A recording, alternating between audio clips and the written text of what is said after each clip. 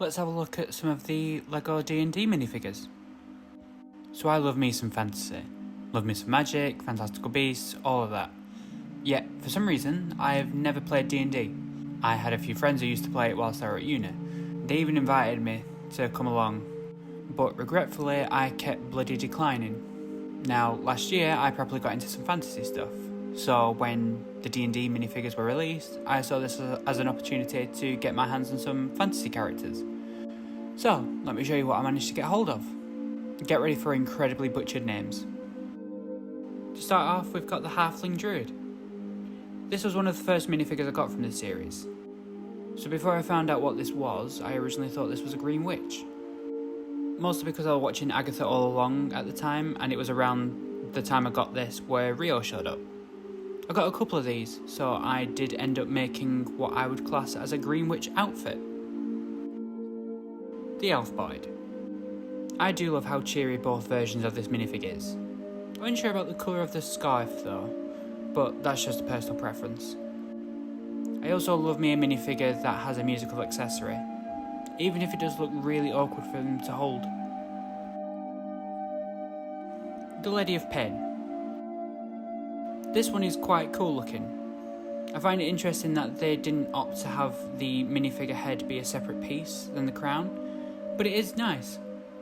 Also, it wasn't until doing research for this video did I find out that the thing she's holding is called a cubic gate. Whatever the hell that is. The Tiefling Sorcerer. Once again, I have two of these figures, so I have a masculine and a feminine version. It's an interesting figure. Haven't really seen a minifigure with this style of magic blast. Will admit I do prefer the ones where they cover the hands. Also, you can't really go wrong with a mini dragon. The Gith Warlock. Now this minifigure I'm back and forth on. Some days I like the look of it and other days I'm not so sure. I will say I do like the staff, as well as the designs of the blades. I saw some people wonder why the skin colour is yellow, but seeing as I don't really have a point of reference, I'm not going to comment. The Aarakocra Ranger.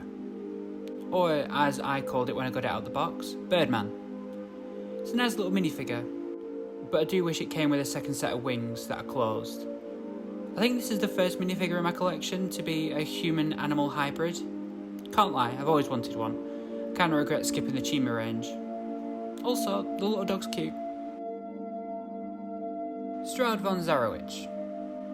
Mr. Vampire Man. Believe it or not, this is the first vampire minifigure I own. At least, I think. I've got a lot of minifigures, but I'm sure this is the first. Surprisingly, I got a lot of this guy, so I have a lot of swords, a lot of capes, and a lot of long, black, luscious locks. Sasas Tam. Oddly enough, I really wanted this minifigure, but not for the reasons you'd think. Looking at the face printing and that it looks like a red-eyed skull, my first thought was that I could possibly turn this guy into a Susan Triad's Angel of Death form from Doctor Who. Oddly enough, I didn't realise the red thing in his hand was a skull. Not entirely sure how I missed that. Tasha the Witch Queen. Lastly we have Tasha. When I got this, I legit thought that she was just some random witch. Turns out she's an established character. I do like the little cauldron and spellbook accessories. Now I have another book to go with the Darkhold. So as I said at the beginning, my knowledge of Dungeons and Dragons is limited, but maybe one day I'll manage to learn more about the world. At least when I find the time. As for the series itself, I like the approach that they took with this line. How some of them came with swappable heads so you can have a masculine or a feminine version of the minifigure. It's really cool, and I kinda wish that they did this with some of the other minifigs. Still, glad that they did it here. Fingers crossed they do a second series of these, because I really need some more fantasy characters. And I think I'll finish up there. I hope you enjoyed. Next month I do have something planned, but I don't want to share what it is until next month, so keep an eye out for that. If you're interested in seeing the other stuff that I do, pop on over to the channel and have a gander at what's there, and if you like what you see, why not subscribe for more? So I shall see you all next time. Fare thee well.